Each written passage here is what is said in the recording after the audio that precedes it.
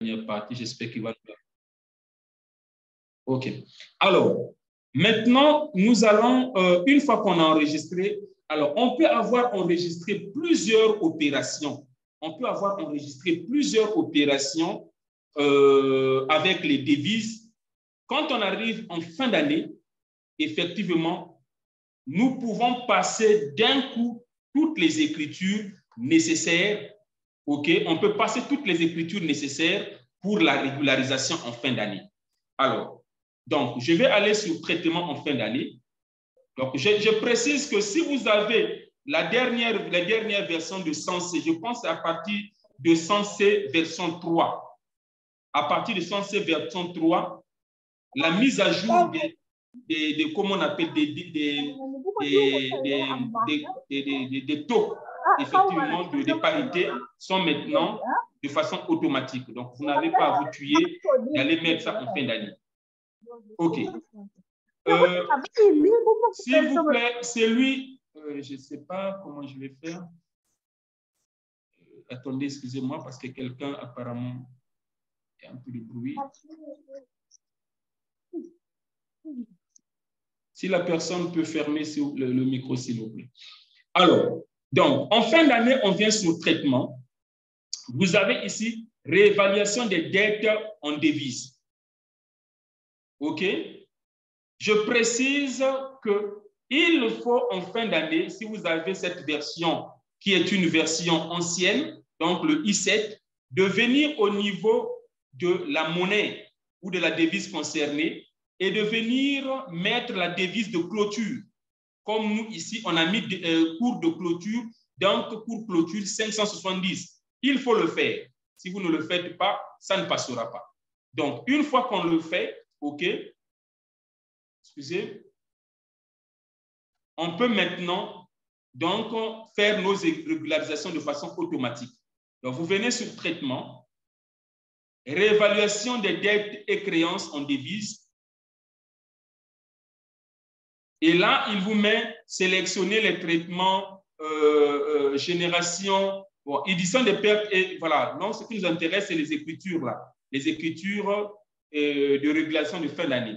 Alors, c'est pour l'exercice, c'est pour tout l'exercice. Si c'était pour une période, on peut dire qu'on veut pour le mois de janvier, mais comme c'est pour toute l'année, on met génération des écritures comptables. Donc, on va sur suivant. Bon, c'est pour les clients, les fournisseurs, les salariés. On peut avoir des salariés à l'étranger. OK? On prend pour tous les journaux, OK, sans exception. On vient ici, vous regardez, le cours en fin d'année, il est en train de prendre automatiquement les 570. Les 570 qui correspondent à quoi? Au cours de clôture. Voilà. On va sur suivant. Alors, à ce niveau-là, maintenant, on nous dit quoi? Dans le cadre d'une réévaluation pour l'exercice, les pertes et gains doivent être enregistrés respectivement dans les comptes de différence de conversion active et passive. L'actif, c'est 478 et le passif, c'est le 479. Donc, je peux venir ici comme libellé mettre écart de conversion. Voilà, ça sera le libellé donc de mon opération. OK, je pars sur suivant. Alors, effectivement, si c'est une perte latente, donc il nous faut faire une provision. Et la provision est dans le compte 69-71. Ah, on ne l'avait pas créé. On ne l'avait pas créé. On ne l'avait pas créé. Excusez-moi. On est obligé donc de revoir ça rapidement. Plan comptable. Il faut créer ces comptes-là. Donc, nous avons le 69, 71. OK. Provision. Provision. Bon, c'est pour risque et charge. Hein? Risque et charge.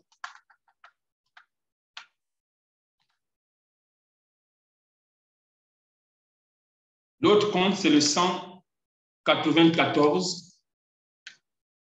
Provision pour C'était déjà quoi déjà? Le 194, excusez-moi. 194, c'est provision pour perte change. Pour perte change. OK. Excusez-moi, les comptes, on ne l'avait pas. Donc, on va aller donc directement sur traitement, réévaluation. OK. Maintenant, ici aussi, je devais préciser une chose.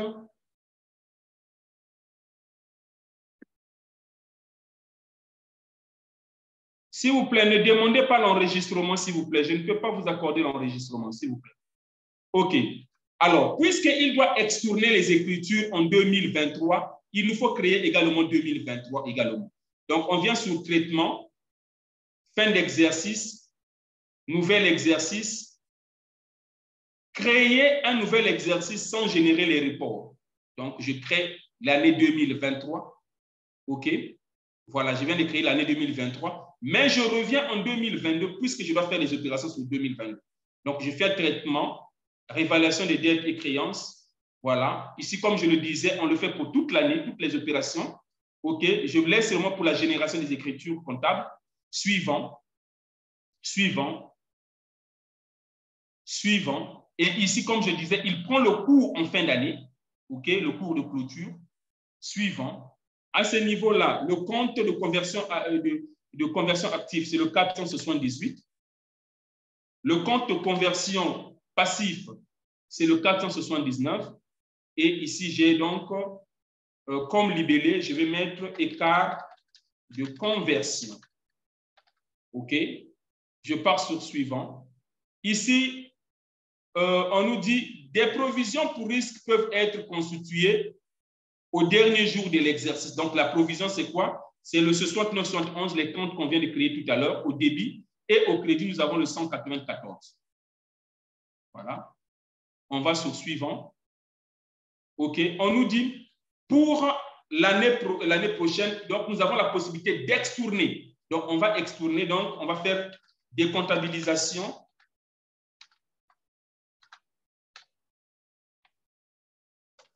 Des écarts de conversion.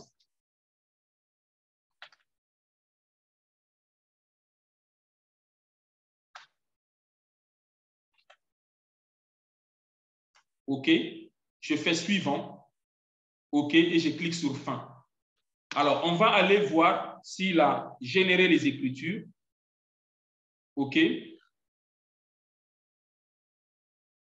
Voilà. Vous avez OD décembre. Vous vous rappelez, voilà, au niveau de la théorie, on avait donc, au niveau de la théorie, si vous vous rappelez, excusez-moi, c'est un peu long. Au niveau de la théorie,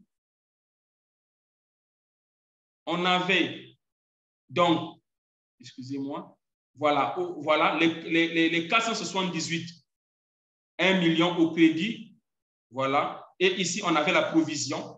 Donc, si on vient au niveau de la comptabilité, c'est ce que nous avons ici. Le 412, le 478, et nous avons ici, effectivement, la provision qui a été passée. On va en 2023.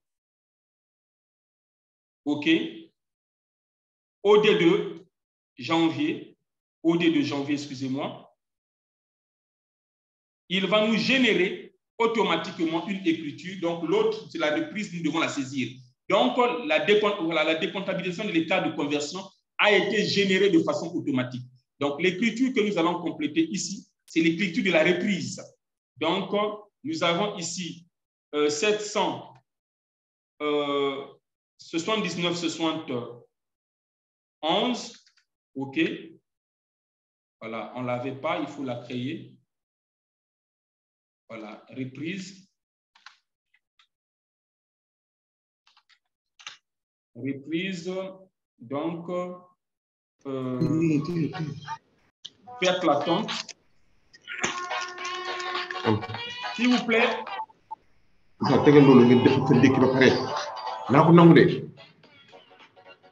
OK. Donc, ici, effectivement, comme c'est une reprise, nous avons les 1 million. Et là, nous avons donc le 194 qu'il faut, effectivement. Voilà. Suleiman Sidibé, il faut couper ton micro, s'il te plaît. Voilà. Donc, il a généré 2 écritures. Donc, c'est l'écriture de la reprise, effectivement, donc, que nous avons complétée. Alors, la dernière écriture, s'il vous plaît, c'était celle-ci. On nous dit que c'était en quel mois déjà? Je viens ici. On nous dit que le 10 février 2023, il y a eu le paiement avec un taux de $1 pour 555. OK. Donc, on va venir rapidement. Donc, en février. Alors, je vais au niveau de la BCAD. OK. Voilà. Donc, je pense que c'est le 5 février. Je ne sais pas, le 10 février. OK. Je mets, s'il y avait le facture, voilà. Ici, maintenant, je commence toujours par le compte fournisseur. OK. Donc, j'ai paiement, facture, CIA. OK. Ici, on nous dit le taux est de combien? Parce que j'aurais pu changer ça si c'était automatique avec, comme je vous disais, on n'aurait pas eu ce problème-là. Alors, le taux était de 55. OK? Le taux est de 555, c'est ce qu'on nous a mis ici. 555 au paiement. Voilà. 555.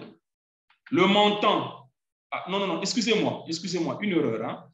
Alors, au compte 401, excusez-moi, nous devons payer la dette. Donc, c'est toujours 560 pour les 100 000 $. OK? Pour les 100 000 $. Ça ne change pas. La dette ne change pas. OK? Voilà, 560. Sauf qu'au paiement maintenant, OK? Ici, le montant que nous avons payé, par contre, c'est 55 500 c'est 55 500 000. 55 500, excusez-moi, 55 500 000, excusez-moi. Il y a un zéro de plus.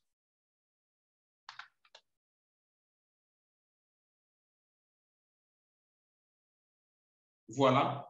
Et nous constatons que la dette a bel et bien baissé parce que nous avons payé de 55 500 au lieu de 56 millions. OK? Donc, à ce niveau-là, nous avons un gain de change, donc le 756. Voilà. Si ça n'existait pas, on le crée. Donc, gain de change commercial.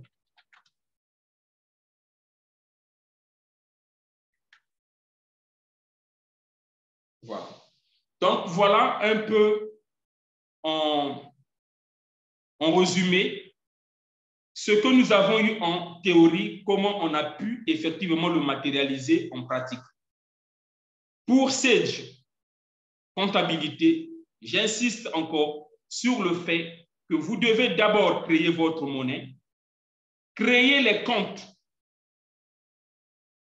de fournisseurs et des charges ou de produits pour les ventes ou les achats de marchandises. Mais au niveau du compte 412, il faut impérativement préciser que vous allez utiliser une devise. Et quand vous allez créer le compte tiers, puisque le tiers est dans un pays bien précis, précisez quelle monnaie vous allez utiliser. Troisième étape, c'est le colonnage. Le colonnage, c'est de pouvoir ajouter les colonnes qui n'existent pas dans vos journaux. Et ces colonnes-là, ce sont des colonnes de devises, de parité et de montant de devises. Une fois que vous avez ajouté, ça va apparaître au niveau de vos journaux et vous pourrez donc passer vos écritures sans problème. En fin d'année, quand vous voulez faire des opérations de régularisation, impérativement, il faut aller préciser le cours de clôture. Si vous ne le précisez pas, ça ne va pas générer les écritures.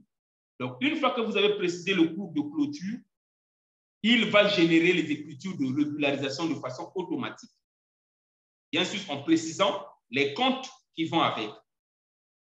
J'insiste sur le fait que ceux qui ont des versions récentes de Sage Comptabilité n'auront pas le problème pour le cours de clôture parce que le logiciel leur donne ça de façon automatique.